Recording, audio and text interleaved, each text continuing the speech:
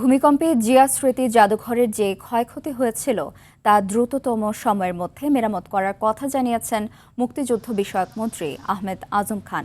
সকালে চট্টগ্রামের পুরনো সার্কিট হাউস ও জিয়া স্মৃতি জাদুঘর পরিদর্শন শেষে তিনি এসব কথা বলেন।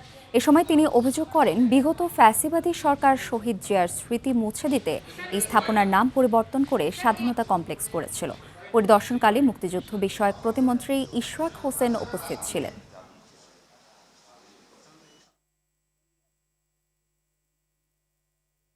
জিয়া স্মৃতি কমপ্লেক্স যেটা ফ্যাসিবাদের সময়ে স্বাধীনতা কমপ্লেক্স করা হয়েছিল, সম্পূর্ণভাবে শহীদ রাষ্ট্রপতি জিয়াউর রহমানের প্রতি ঈর্ষা করে শহীদ রাষ্ট্রপতি জিয়াউর রহমানের স্মৃতি বিজড়িত জিনিসগুলোকে সংরক্ষণ করা হবে।